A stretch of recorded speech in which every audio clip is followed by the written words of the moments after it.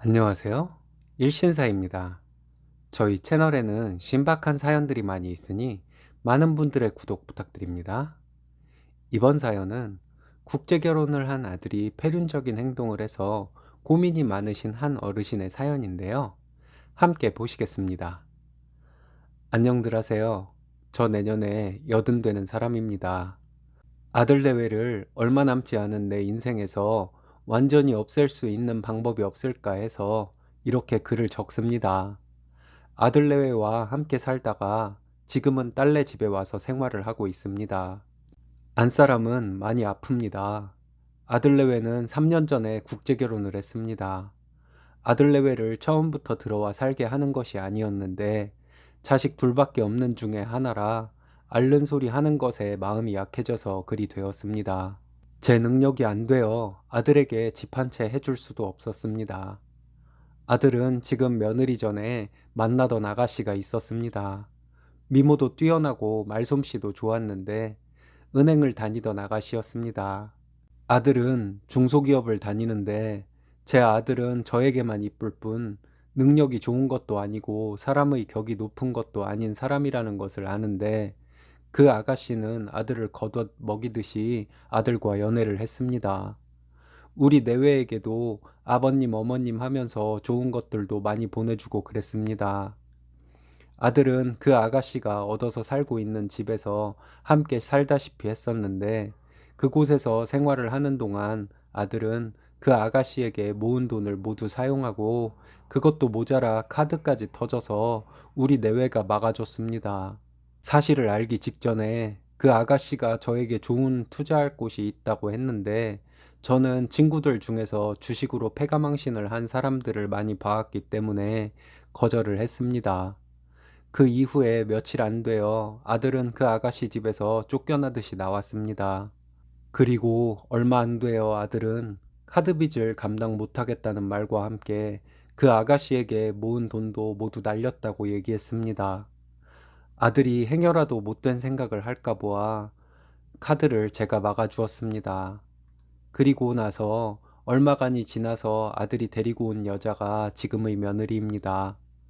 둘이 좋아 결혼을 하는 것이면야 국제결혼이든 뭐든 상관이 없겠지만 돈을 내고 하는 결혼 저희 내외는 반대했습니다. 그런데 아들은 굳이 그 결혼을 하더군요.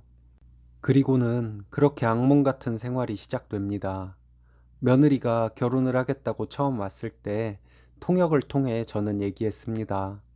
우리 내외는 가진 것 하나도 없고 늙고 아프고 너희들이 살 거면 알아서 살아야 한다고 말입니다. 제가 한 말을 통역을 통해 알아듣고 며느리는 고개를 끄덕였습니다. 알아들었겠거니 했지만 그게 아니었습니다. 아들 내외 외벌입니다. 아들은 지금 48살이고 며느리는 10살 어립니다. 아들의 직장은 중소기업이고 기숙사에 있습니다. 결혼할 때부터 지금껏 주말 부부를 해왔습니다. 며느라이는 여지껏 정오가 되기 전에 일어난 적이 없습니다. 한국 문화를 배우려는 생각도 말을 배우려는 생각도 없는 듯 합니다. 무슨 얘기를 하려 해도 말이 안 통하니 할 수도 없었습니다. 안사람이 사경을 헤맨 적이 있었는데 며느라이는 얼굴 한번 안 비쳤습니다. 안사람 병원에 있을 때 딸이 대소변 다 받았습니다. 그렇다고 제 딸 전업도 아닙니다. 병원에서 안사람 옆의 보호자 침대에서 쪽잠 자며 출퇴근했습니다. 저희 내외에게 무슨 일이 있으면 딸 사위가 다 처리해 줬습니다. 그런데 며느라이는 돈을 자꾸 요구했습니다. 친정이 힘들다, 친정엄마가 아프다 등등의 이유를 말하며 돈이 필요하다고 합니다. 돈이 필요하면 공장이라도 나가서 내 손으로 직접 벌어서 친정에 돈을 보내라 했습니다. 일하는 것은 또 싫다네요. 최근에는 집을 사달라고 하더군요. 앞전에도 말했다시피 우리 가진 거 없다 했습니다. 그랬더니 아들이란 놈과 며느리란 것이 저희 내외에게 나가라고 하더군요. 사경을 헤맨 적이 있는 아픈 아내와 저에게 말입니다. 그래서 이거 내 집이다. 너희들이 10원 한 푼 보탠 것이 있냐 하며 너희들이 내 집에서 나가라고 했습니다. 아들 내외는 멈칫하더니 나가겠다고 하더군요. 잘 되었다 했습니다. 그런데 안 나가더군요. 제발 나가줬으면 했는데 슬그머니 눌러 앉았습니다. 아들 내외는 돈이 없었던 겁니다. 그도 그럴 것이 중소기업 월급이 얼마나 되겠습니까? 헌데 3년 동안 며느리가 친정으로 보낸 돈이 7천 정도 된답니다. 이런 일이 있고 나서 비슷한 일이 몇 번 더 있었습니다. 며느라이는 그 전까지만 해도 집에서 늦게 일어나고 따로 밥 먹고 그저 모르는 사람처럼 살아왔는데 그런 일이 있은 후로는 저를 하루에도 몇 번씩 노려보는 일이 생겼습니다. 그리고 거실에서 지나가다가 늙은 저를 어깨로 툭 하고 부딪히고 지나가는 일이 자주 있었습니다. 그로 인해 제가 넘어질 뻔한 적도 있었습니다. 며느라이는 저와 부딪히고는 저를 노려봤습니다. 아들도 집에 오면 아픈 아내는 안중에도 없고 저에게 말도 걸지 않았습니다. 밥도 둘이서 밖에 나가서 사 먹고 들어오는 것 같았습니다. 저는 이러지도 저러지도 못하고 아내의 수발을 들면서 살고 있으면서 아들 내외의 이런 태도에 무슨 일 날까 무섭기도 했습니다. 제가 무슨 얘기를 하면 발벗고 나서는 딸 사위에게 부담이 될까봐 얘기도 하지 못하고 있었습니다. 그렇게 살던 중에 이상한 일이 있었습니다. 딸이 우리 내외 먹으라고 해보낸 죽과 반찬이 냉장고에서 자꾸 없어졌습니다. 이상하다 생각을 하고 있었는데 어느 날 며느라이가 딸이 해보낸 음식을 몰래 버리는 것을 보았습니다. 제가 그것을 왜 버리냐고 호통을 쳤더니 며느라인 저를 노려보며 그 음식들을 비닐에 담아 버렸습니다. 딸 사위에게 폐를 끼치기 싫었지만 며느라이의 행동이 너무 무섭고 무슨 일이 날까봐 딸아이에게 전화를 해서 있었던 일을 모두 얘기하게 되었습니다. 딸 사위는 그날로 집으로 왔습니다. 참한 줄로만 알았던 딸이 며느라이를 보자마자 딱 위를 올려붙였습니다. 그리고는 머리끄덩이를 잡고 흔들며 저희 내외에게 며느라이가 잘못한 것을 하나씩 얘기하면서 계속 딱 위를 올려붙였습니다. 며느라이는 딸아이 앞에서 무릎을 꿇고 울며 빌었지만 며느라이의 이 같은 행동은 1시간이 넘도록 이어졌습니다. 저도 아들 내외에게 쌓인 감정이 많았었는지 딸의 행동을 말리기보다 마음속으로 시원하다고 생각했습니다. 그리고는 딸 사위와 함께 딸의 집으로 왔습니다.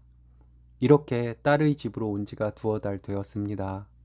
딸의 집에 오자마자 저는 딸과 사위를 앉혀놓고 얘기했습니다.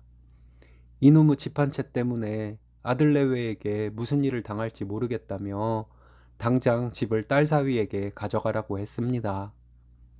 딸은 생각을 해보자고 하더군요. 며칠 뒤에 아들이 딸에게 전화를 해서는 욕을 했다고 들었습니다. 딸도 지지 않고 아들에게 욕을 하고 소리를 질렀는데 아들이 가만 안 있겠다고 집으로 찾아오겠다고 했답니다.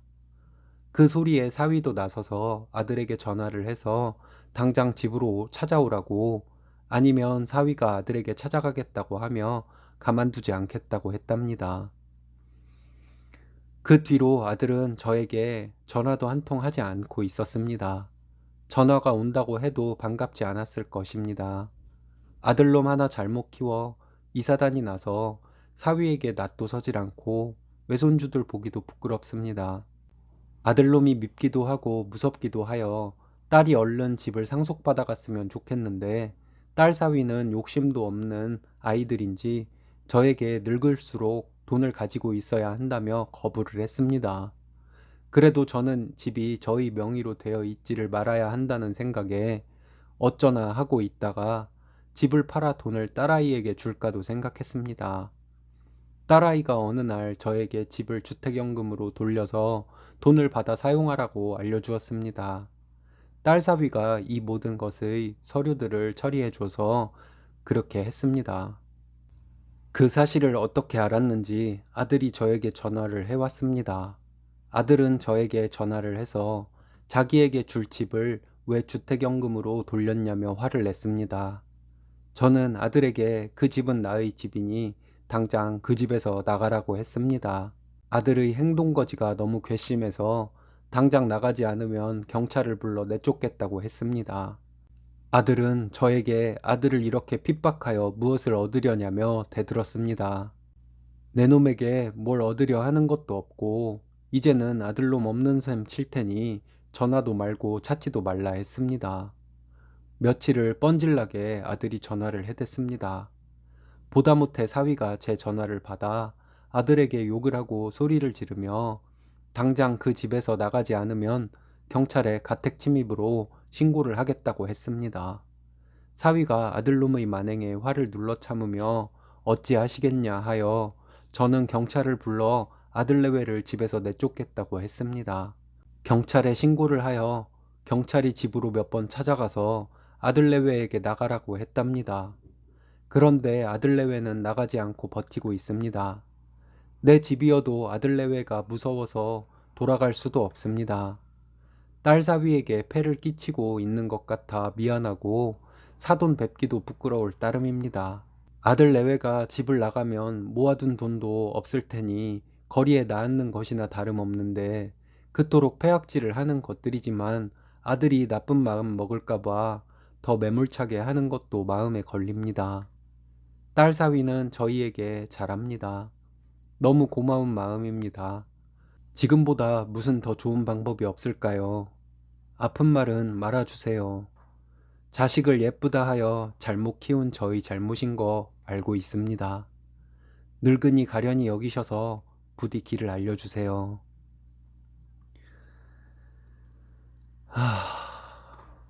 어르신의 고뇌가 담긴 마음 아픈 사연이네요. 상황이 더 나아질 수 있는 방법이 무엇이 있을까요? 여러분들의 지혜가 필요한 것 같습니다. 오늘의 사연은 여기까지입니다. 재밌으셨다면 좋아요, 구독 부탁드려요. 일신사는 여러분들의 사연으로 제작됩니다. 많은 사연 제보 바랍니다. 여러분들의 사연은 아래 메일 주소로 부탁드려요.